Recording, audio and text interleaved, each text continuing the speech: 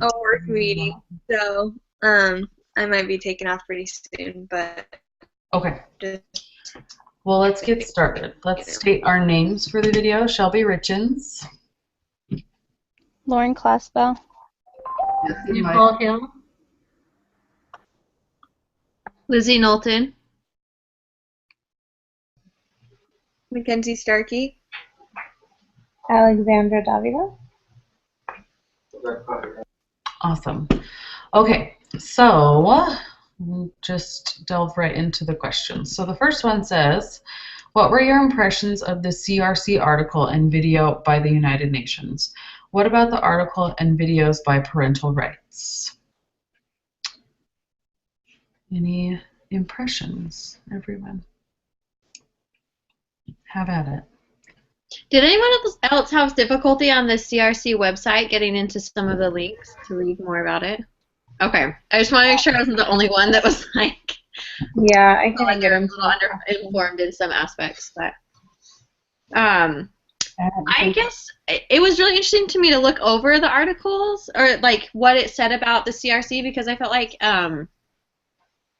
from what it said, like there's nothing that I would have disagreed with. Like, you know, you read through it and you're like, oh, those are all like really important things. So I just think it's interesting how it really takes someone like looking at a bill or a treaty or whatever to see like what is really contained in there. And then I also felt like when I was watching the parental rights video, I appreciated everything that they said, but the atmosphere of it was almost like it was a little hard for me to appreciate fully because it was like a little more like unprofessional, it felt like. So I don't know, those were like my off the cuff observances. But As I saw it, I could see what Kelly, I don't remember her last name was, but how she was saying President Kimball, I think it was President Kimball, said that the white will just gradually get more muddy until it's black, and I think that's kind of what's going on here. Because even like the one document that did come up that was like all simplified and with giraffes and children's pictures, that did seem pretty acceptable. But it wasn't until, like you said, Lizzie, that you get down and people kind of interpret it with different eyes, and that you can see the damage that it can bring. And I think overall, I didn't realize until this week that we already have in place the protection that we need for our children in our country. And so to be able to, or to go ahead and ratify that is just shooting ourselves in the foot, giving other foreign interests the ability to govern us, which is not something that Americans want to do.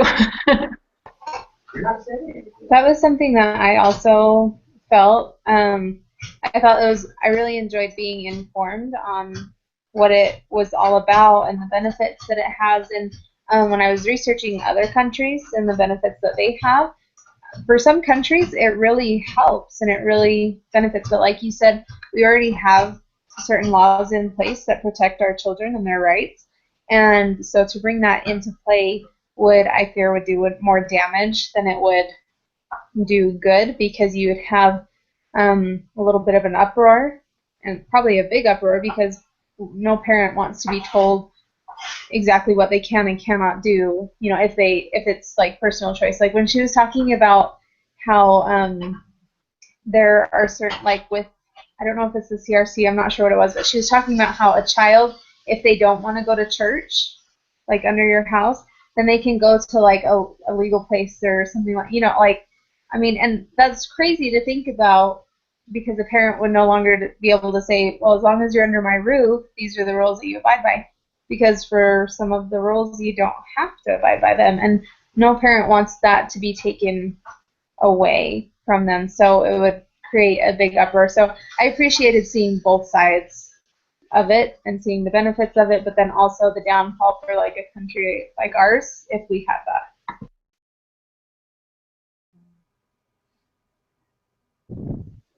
I really enjoyed being, I don't know if the word enjoy is probably the right word, but it was really good to be able to be informed about what is going on at the UN. I was absolutely shocked and amazed and had no idea that it was that powerful and that we had so much at stake. And I have a question. When they're considering children, are they considering children up to what age? Age 18 or, do you know? Yeah, it's to age 18. Okay. So, of course, young children probably wouldn't have any idea about their rights or what they could or couldn't do. But as they got older, if they wanted, or I don't know, how does that all work for them to be informed about what their rights are and what they can or cannot do? I mean, most kids are more interested in what's going on their Game Boys and television and that kind of stuff than they are about what the UN says they can do. That was something that I found interesting too. I don't know. I loved seeing the both sides, kind of like all of you were saying. That I don't know. They just made it sound so good and wonderful. Like, yeah, children needs rights, you know, and everything. But then the more you thought about it, you thought about things like that. They aren't informed enough always. Some maybe, but typically they're just not informed of all different sides of things. Especially if something like that first video, the CRC, if that was presented to a child, it would convince them that they need their views and like they want those rights and everything, but they haven't researched or seen the other sides or why they need parental guidance or anything, because children will always think that they need rights. And so anyways, it was just interesting for me to think that children, their brains aren't even fully developed yet, and so to give them the full right when they don't have like a level-headed mind yet, it would just be very interesting. I don't know. That's kind of what I thought of as basically what you were just saying, but I'm also taking a developmental psychology class this semester, and we're learning about the development of the brain and how children, or how old they are and when they can really discern right from wrong and what the consequences will be, and understanding long-term consequences and things like that. And it's, you know, precept upon precept, like slowly they learn these things, and it doesn't all just happen, you know, like we say that you can be baptized when you're 8. You definitely don't understand it all right then and there, but it just happens slowly. So to be able to give them all of these rights and things like that, then I think that it'd be hard for them to understand, or I think that it would affect them negatively rather than the proposed benefit or the expected benefit. So, yeah. Let's see. Does anyone else have anything to say for that one? Just to add a quick comment, I mean, I just think of, you know, with power comes responsibility, and with rights comes responsibility. So if we are to give them those rights, are we going to treat them, or I mean, you know, like, are there consequences going to be? You know, as a child, we usually, it's teaching and it's learning, so their consequences aren't as, I guess you could say, harsh as maybe an adult. But so I just thought, I was thinking about that side of it, and that really interested me. So just to throw that out there. But that's it.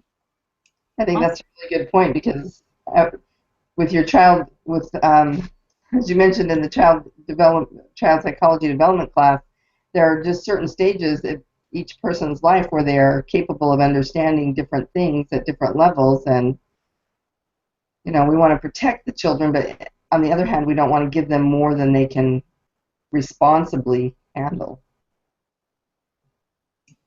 I think that's a good choice of words, Josie. So the next one, it says, if you are from or have ever lived in a country where the CRC has already been ratified, what are some of the positive and negative effects you have observed as a result?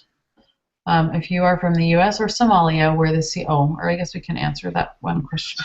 Has anyone ever lived in a country where the CRC has been ratified?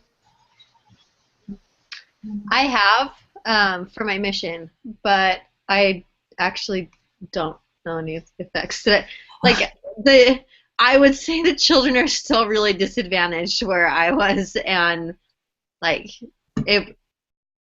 having rights against parents, I do feel like would have been a benefit for them. But as we've mentioned, like I don't know how many children really even knew about it. So, but just out of curiosity, where did you serve? Yeah, Lithuania. My husband and I served a mission in Ghana, and I don't know if I think the CRC probably has at least, if not, it's evidently been ratified there. But I didn't know anything about it, or, I did see children who are oppressed somewhat by their parents, but I don't know if that had anything to do with the CRC. I think that a lot of them aren't. I don't feel like it's implemented very well. I guess I would say is that I feel like a lot of these countries, I look at them, but they're still impoverished countries. They're still they're impoverished. Sorry, my husband is correcting my English. Anyway, you guys get what I'm saying. They're poor, but they, there's still not very good education systems put into place. Which I was looking at Mexico's CRC program.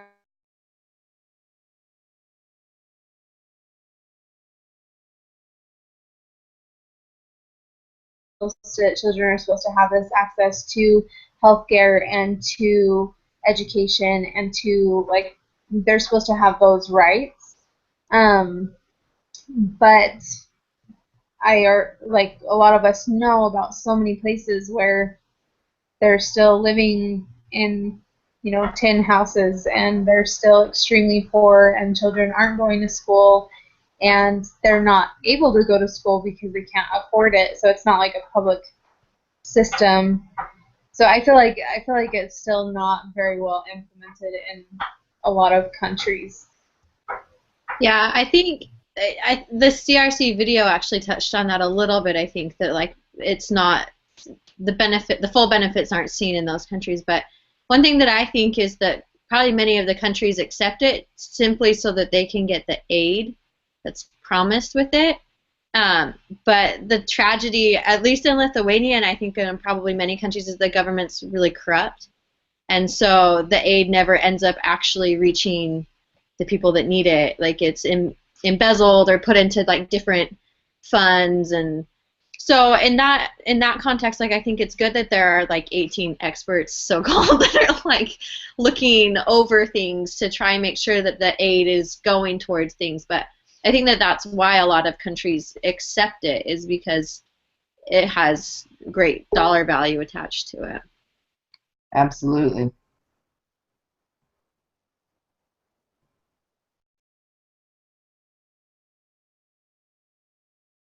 Sorry, I'm just typing here. You're fine. I have to take off to my work meeting, but I'm sorry I have to leave early, guys. Let me know if I need to do anything and what I can do. I'm sorry, but I will see you guys next week.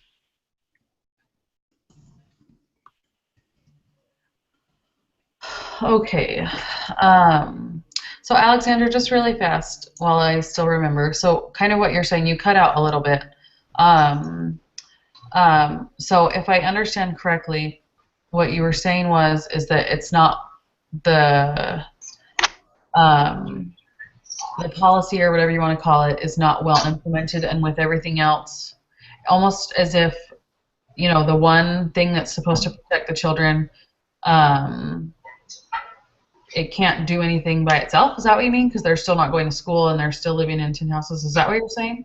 Yeah, and basically, like, Lizzie touched on this, which was basically what I was trying to say, is that a lot of these countries, I don't believe that the funding actually ever reaches those who need it.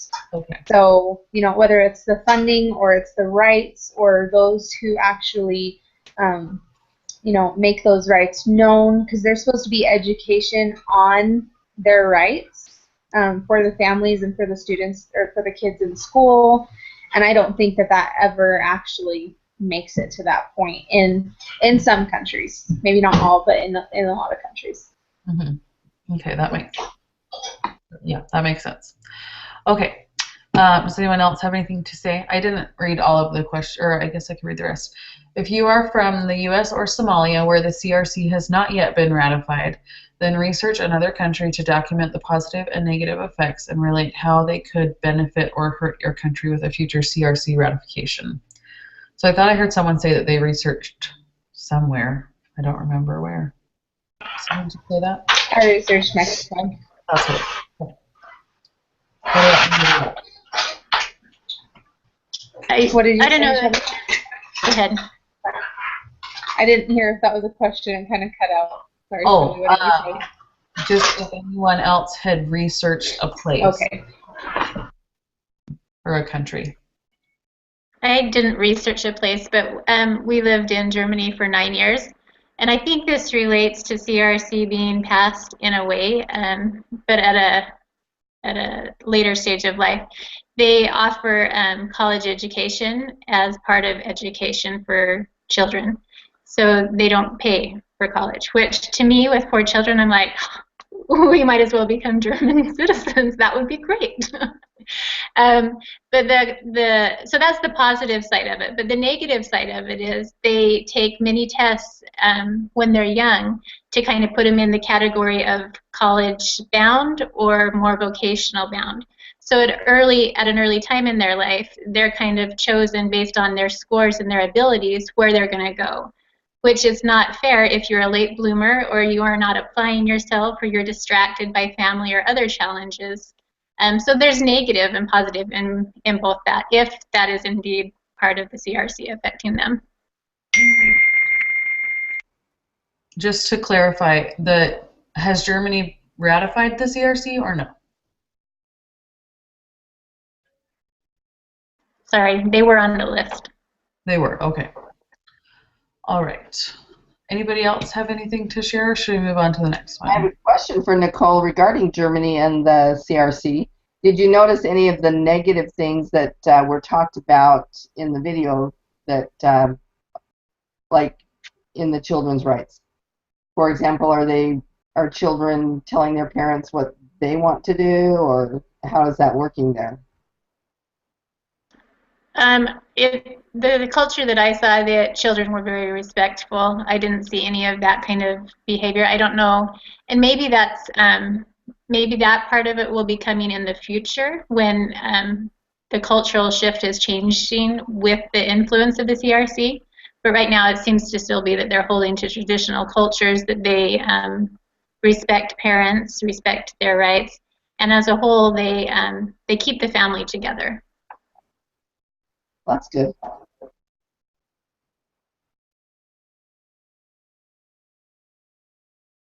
Okay, sorry. Okay, so the next one is, how did Kelly's presentation help your understanding of the ecological approach to family advocacy?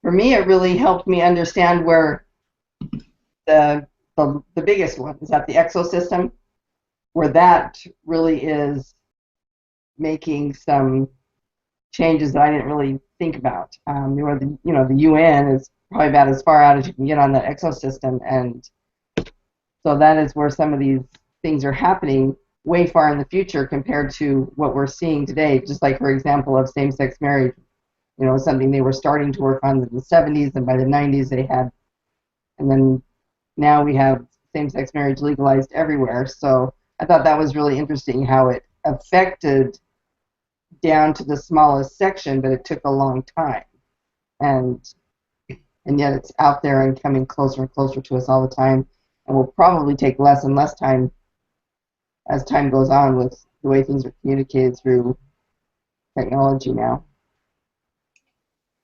I kind of thought of that as well, Jesse, and just hearing you explain it like that, to me it's such a gospel concept, I guess, and it's kind of scary to think about that. We've all heard that it's going to get worse, it's going to get worse, it's going to get worse, but you don't really, I feel like it's hard to really see that in your lifetime and in your lifespan, especially if you're staying in your own little bubble of good people and good choices and good environments. But then just how you explained it, it's kind of scary to think, oh, in the time, since my parents got married to now, we've already legalized same-sex marriage, or that just is really freaky. So that's what I thought about, and then I couldn't think about anything else. I think I had a similar thought. I just in my mind, I had this chain reaction that if you change the law, then it's changing the society that you live in, and it changes the way that the town like runs, and if you change that, it's changing how the parents behave and treat their children. It's changing the dynamics of the family, and that changes how the child reacts to the parents, and that then it like also changes how the child views themselves and where they feel they fit in this whole system, and then it changes how they end up and what they end up becoming. Just in my mind, like, it made me think of the whole chain reaction to all of that, and I don't know, it scared me also too. I'm like, well, what other laws, like apart from what we've seen, might change? And we're just, things are happening. So anyways, that's what it mostly caused me to think of.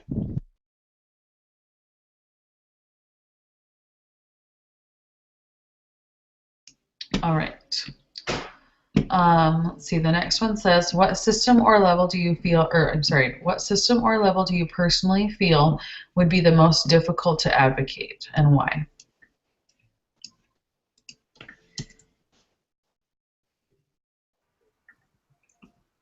For me, I think again, it's that exosystem, the big one. You know, you take a look at the UN, and didn't she say there were now like 50 or less people who are advocating pro-family compared to hundreds and hundreds of others, where within your own small family realm you can make a little bit more of a difference for advocating. And then in the school and community, some of the examples she gave were things that I could see myself possibly doing after she explained them. But, you know, the UN and the legislature and those things are big. I really admired what she had to say about that. I agree, and I think when I was wondering why I would be so fearful to advocate on that level, there's many, many reasons, but one of them that I could pinpoint was when you go in against them, it's not only that you're going in against your opposition to what you believe, you're also going in to fight some of the corruptness of the government and where that funding is going. So you're going in as one warrior against two other armies, you know, and I think that is a lot of why I fear it. Just really quickly, I'll give my opposite opinion of why I think I prefer to advocate closer to home, and why I think that's more of an important point. Just I was just thinking about building the army.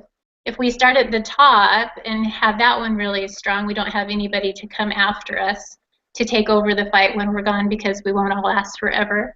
So for me, it's more important to focus on the closer to home advocacy kind of thing, to make sure that we're raising people that can follow behind us and take the fight after us. That is genius. That's a really good analogy to put it with. I can remember, and I may have already shared this in another discussion that we've had, but there was some law passed in California a few years ago about like gender neutral bathrooms or something like this. Stop me if I've already said this. Have I already talked about this? No? Okay, good. And so I'm from California. My mother-in-law is from a very, very, very small town in New Mexico. Obviously, even though New Mexico is very liberal, where she's from is definitely not. So anyways, we were talking about it, and she was really mad, and she said, I just want to go down there and I want to protest and do all of this stuff. And I'm not saying that that's bad, but I just, in my head, I'm thinking, well, that's dumb, because that's not going to do anything. Because in my head, I'm thinking, when has protesting for something, you know, that's Christian-based or trying to bring things back from going the wrong way in a gospel sense ever worked? It hasn't, and it's not going to. But anyways, the point I made with her is that, I mean, the best thing you can do is to teach your children in your home, and that's why we're taught over and over again that our home is supposed to be a temple. It's supposed to be a place where the Spirit can reside at all times, and that our children can feel comfortable talking to us, and that we can have open conversations with them to discuss with them what's important and what Heavenly Father believes and Heavenly Father wants us to do and entrusts us to do with our bodies and with our children, with our families, and so on and so forth. And I think that that's where we need to start, because they are the future. You know, like Nicole just said, there's no one to come after us if we just start at the top. So trying to convince, you know, the people at the UN isn't necessarily going to do as much. I mean, it's important still for that to happen because you can reach ears that otherwise you can't reach just working in your home. But it's what's, I think, should be our main focus and should be, I guess, what's most important is the frequency in which we discuss it and make our points known is in our home and in our communities, in our everyday interactions with others. I don't know. Does that make sense? Oh. Yes? Okay. I think it kind of goes along with what sorry. I was just going to say, I think it kind of goes along with what she was talking about as far as both experience that she had at Costa Vida as well as like the fences at the school. It started a chain reaction.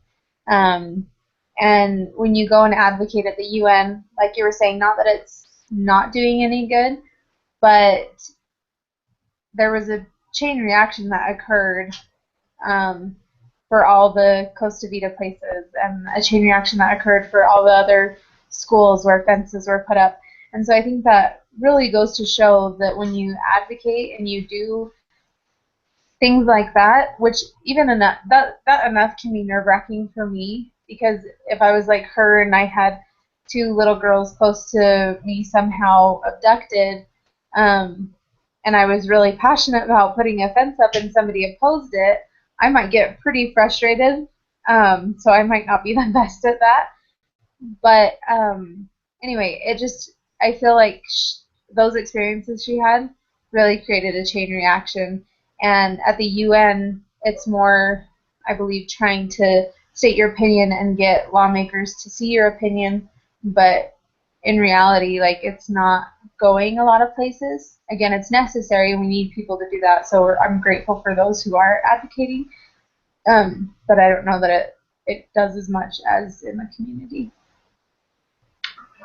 I appreciate what you said about the chain reactions, because her small chain reaction of speaking at the beauty pageant and then talking about disabilities and her brother and getting some changes made there, and then just a little thing at Costa Vida, and then the next one going to the public schools, and each step was kind of one step upon another. So as she did each of those things, she developed skills, she developed bravery, she developed speaking abilities, and an understanding that she would learn from all of these things. And so that gave her the ability to eventually be able to speak at the UN. So it shows me that if we begin in small places, and especially in our homes, like everyone's talked about, that's, of course, the very most important and necessary place to start. As we see things around us that we can make little steps towards, perhaps we can eventually get to the point where we have the same kind of confidence that she does if we were put in those places. But I definitely feel that she was placed in each of those situations through Heavenly Father's needs, and knowing that he needed somebody to be trained to be able to go up to that level at the UN and be able to speak for pro-family instead of having everything just be railroaded through the UN. So I think it's interesting how it's step by step, even with her, and it will be with us.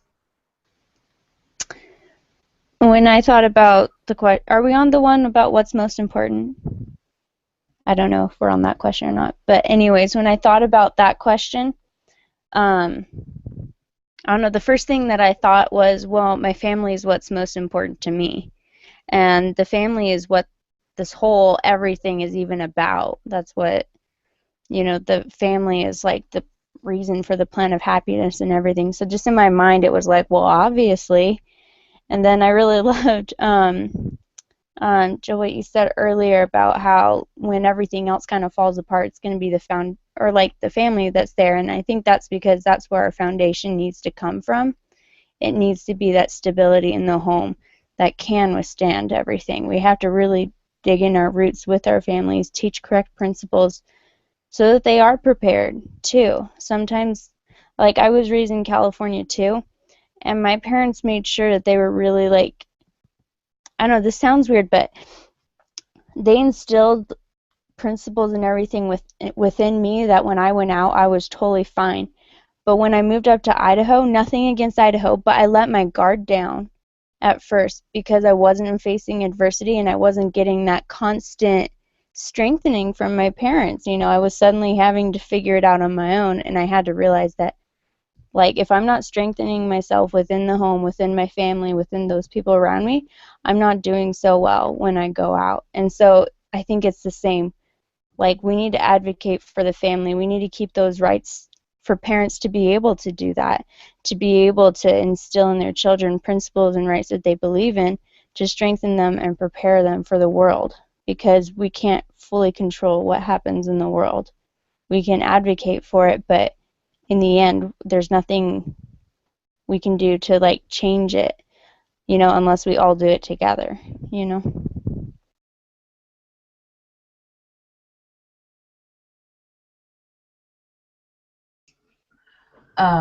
I really liked what you said, Lauren. We weren't quite there yet, but I think everyone was done with the last question. So this one is, what system or level do you personally feel is the most important to advocate?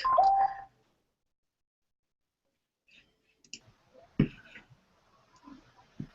think that's what we kind of talked about, was more of like not necessarily focusing on the exosystem, but mostly focusing on the inner systems and those that are hitting the family and the community and, you know, your child directly.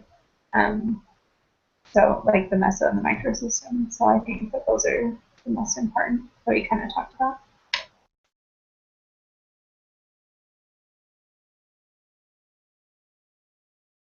Yeah, I think we covered both questions in one. Agreed. Okay, well, does anyone have anything to add? Oh, Lizzie's back. Hi, sorry. I'm so sorry. Oh, it's fine. It's totally fine. Let's see. So I can go through a quick summary right now really fast. And Lizzie, if you want to add something, you can, or we can go off air first. I don't really know. I think the summary is supposed to be on air. Oh, I made that mistake when I did it, so. Oh, okay. Let's see. So it's just bullets right now, so it's not really going to make a lot of sense. Not that I really have a brain right now anyways. So, okay, here we go. Okay. Fine. Okay, so the first one, what were your impressions of the CRC article and the video, and also the parental rights video and article? We don't really disagree with what they say. Oh, I was actually confused really fast. So a couple of you had different comments, but I was confused because I asked them at the same time whether you guys were talking about CRC or parental rights. So I think, Lizzie, you said this first. You don't really disagree with what they said in the article. Was that the CRC or the parental rights? Or maybe it wasn't you.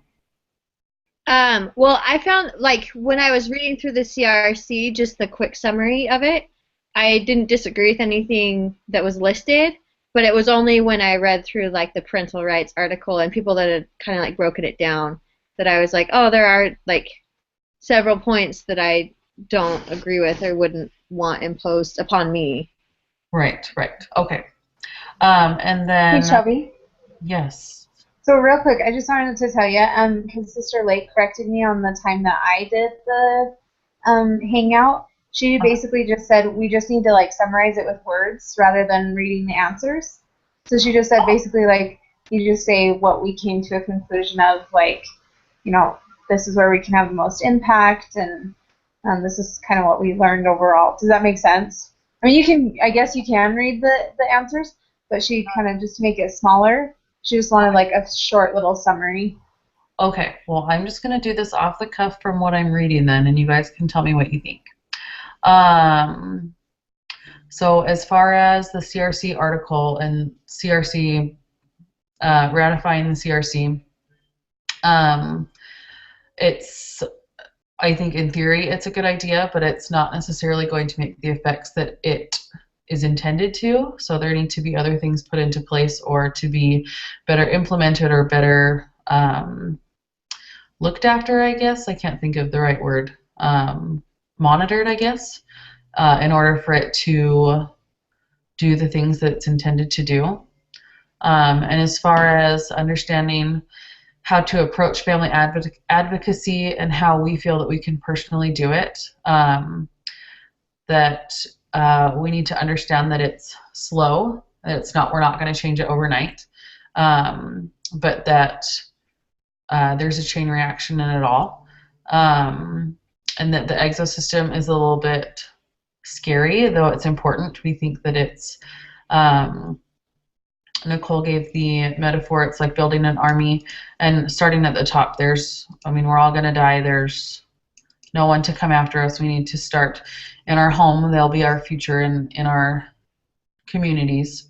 But it's the small steps of building confidence and building knowledge and instilling morals and ideals that will be the eventual change. How does that sound? I just made that all up based on what I'm reading. So, not made it up, but okay, cool.